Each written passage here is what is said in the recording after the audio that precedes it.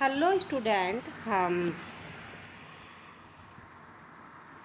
Hello student हम कुछ MCQ discuss करने जा रहे हैं जो नर्सिंग थ्योरी से होने वाले हैं, जो आने वाली सभी एग्ज़ाम्स के लिए बहुत ही इम्पोर्टेंट होने वाले हैं।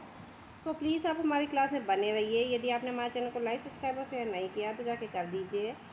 बेल आइकन को दबा के रखिए ताकि आने वाली सभी क्लासेस की नोटिफिकेशन आपको मिलती रहे। ओके, सो 30 MCQs हम ऑलरेडी डिस्कस कर चुके हैं। रिमेनिंग MCQs हम आज की क्लास में डिस्कस करेंगे। Now next question is which one clinical method is applied in client assessment and intervention to identified and reduction of possible और एक्चुअल रिस्क फैक्टर। ओके, तो क्वेश्चन क्या बोल रहा है यहाँ पे, हमने क्वेश्चन पढ़ा। क्वेश्चन में क्या बोल रहा है कि ऐसी कौन सी क्लिनिकल मेथड है जिसमें क्या हो रहा है, क्लाइंट का असेसमेंट हो रहा है, इंटरवेंशन हो रहा है, आइडेंटिफिकेशन हो रहा है और reduction of possible actual risk हो रहा है। यानी कि क्या हो रहा है कि एक्चुअल रिस्क को हटाने का काम हो रहा है।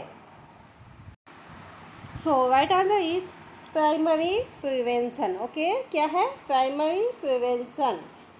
नाउ नेक्स्ट क्वेश्चन,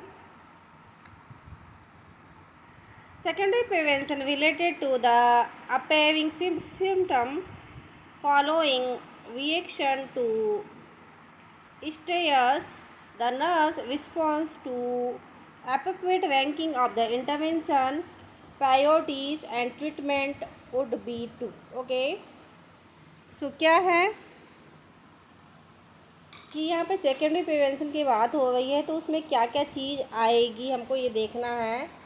क्योंकि हमको पता है सेकेंडरी प्रिवेंशन जब तक आता है तब तक हमारी डिसीज़ हो चुकी होती है, हम डायग्नोज कर चुके होते हैं। अब यहाँ पे सेकेंडरी प्रिवेंशन में ट्रीटमेंट की बात आती है। Now right answer is prevent symptoms. Okay, क्या होगा? Prevent symptoms. Now next question, the client as a system is the dynamic and exchange constant energy with. Okay, तो क्या है क्लाइंट का ऐसा कौन सा सिस्टम है जिसमें क्या होगा कि क्लाइंट क्या करेगा, अपनी एनर्जी को एक्सचेंज करेगा। तो किसके साथ कर सकता है? तो वो करेगा एनवायरनमेंट के साथ। ओके, कौन सा? The environment. It is the right answer. Now next question, the condition in which all system parts and subparts are in harmony functioning with a whole system of the client is called. Okay, so right answer is wellness. क्या बोलेंगे? देखिए, हमारे body के सारे parts well function है, ठीक है, सब अच्छे से काम कर रहा है, ना तो फिज़िकल ना तो मेंटल ना तो इमोशनल किसी प्रकार की कोई प्रॉब्लम नहीं है। So that is called wellness. We are well being. Okay, now next question, Newman's 1995 given a definition that the condition in which all symptom parts and subparts variable are in harmony with the whole of the client. This definition related to which of the following? Okay, सो यहाँ पे क्या हो रहा है कि जो ये Norman ने 1995 में एक डेफिनेशन दी थी, उसमें क्या बोला था कि सब पार्ट है, वेरिएबल्स है, तो वो क्या कर रहे हैं, क्लाइंट को इफ़ेक्ट कर रहे हैं, ठीक है।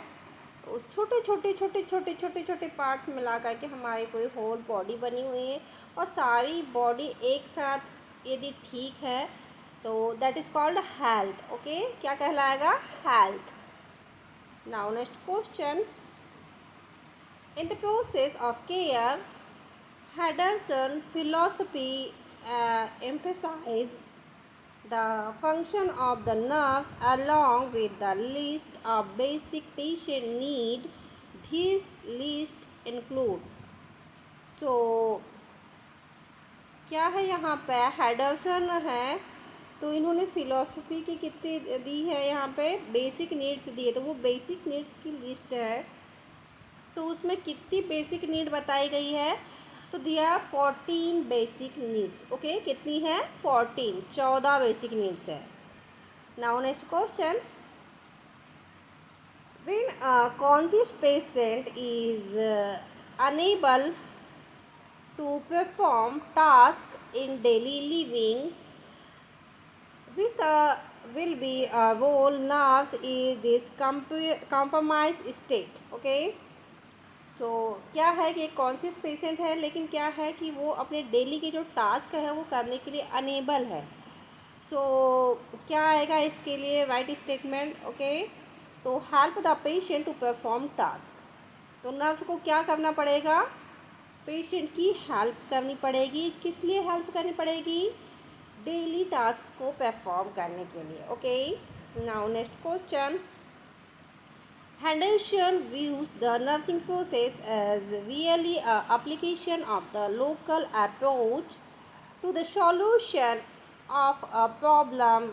Who is the reason behind the logical approach? Okay, so Henderson ने नर्सिंग प्रोसेस के को क्या बताया है कि ये बहुत ही ज़्यादा रिलायबल और एप्लीकेबल है। ठीक है, लॉजिकल अप्रोच है काय के लिए, प्रॉब्लम को सॉल्व करने के लिए। तो इसके पीछे क्या रीज़न है, क्या अप्रोचेस है। Okay, so right answer is the step develop the scientific method. इसका क्या कारण है कि ये जो नर्सिंग प्रोसेस की स्टेप है ये साइंटिफिक मेथड के द्वारा डेवलप की गई है according to the patient need और client need. Okay, now next question, for what reason the nursing process stressed in science of the nursing rather than the master of the science and art on effective healthcare service of any kind. Okay, यहाँ पे nursing process को फिर से बोल रहा है, तो क्या है ये नर्सिंग प्रोसेस क्यों इतनी इफ़ेक्टिव है, फिर से नर्सिंग प्रोसेस की बात हो रही है, तो क्यों साइंटिफिक है, क्यों इतनी इफ़ेक्टिव है, क्यों सही अप्रोच है, क्योंकि ये रिसर्च बेस्ड मॉडल है, क्योंकि इसके ऊपर सालों साल रिसर्च की गई है। हर एक बड़े बड़े कहना चाहिए कि इस पे स्तर पे इनके ऊपर रिसर्च की गई, कई क्लाइंट्स को लिया गया, उसके बाद में ये प्रोसेस डेवलप्ड की गई है। Okay, now next question, among the following which of the following is not related to the basic human need। अब इनमें से बताना कि कौन सी बेसिक ह्यूमन नीड नहीं है। तो देखिए, बाकी तो हम जो है वो पहले देख लेते हैं, क्योंकि हमको बेसिक नीड क्या क्या चाहिए ये पहले हमको देखना है, जो नहीं है वो तो बची हुई रही जाएगी। सो पहले क्या है, ब्रीथ नॉर्मली, ये हमारी बेसिक नीड है। ईट एंड ड्रिंक एडिक्वेटली, ये भी हमारी नीड है। थर्ड है एलिमिनेट बॉडी वेस्ट, ये भी नीड है, ये तो बहुत ज़्यादा वाली नीड है। क्यों, क्योंकि क्या है, शरीर का यदि वेस्ट प्रोडक्ट बाहर नहीं निकलेंगे तो क्या होगा, हमारी हालत क्या होगी, ख़राब होगी। जितना इनटेक करना ज़रूरी है उतना आउटपुट भी ज़रूरी है। ओके, सो यहाँ पे क्या आएगा right answer, choose profession as a career. ये चीज़ नीड में नहीं आती, आपकी इच्छा है आप नर्सिंग को प्रोफेशन बना सकते हैं, अदरवाइज नहीं इच्छा है नहीं बना सकते। ओके, नाउ नेक्स्ट क्वेश्चन,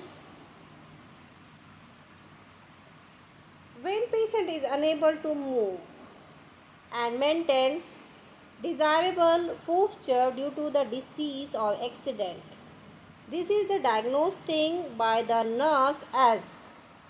तो क्या हो रहा है यहाँ पे, एक पेशेंट है वो मूव करने में अनेबल है और क्या हो रहा है, मेंटेन डिज़ायरेबल पोस्चर नहीं हो पा रहा, किसकी वजह से, डिसीज़ की वजह से या एक्सीडेंट की वजह से। तो नर्स क्या डायग्नोस करेगी, तो क्या करेगी, फिज़िकल लिमिटेशन। इसकी क्या डायग्नोसिस बनेगी? Physical limitation. उसके अकॉर्डिंग इंटरवेंशन तैयार किया जाएगा। Okay, now next question,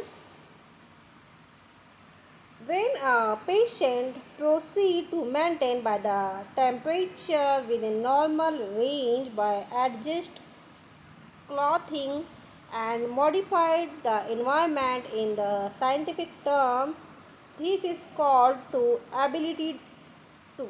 okay, तो यहाँ पे क्या बोल रहा है? बॉडी टेम्परेचर मेंटेन करना है काय के द्वारा?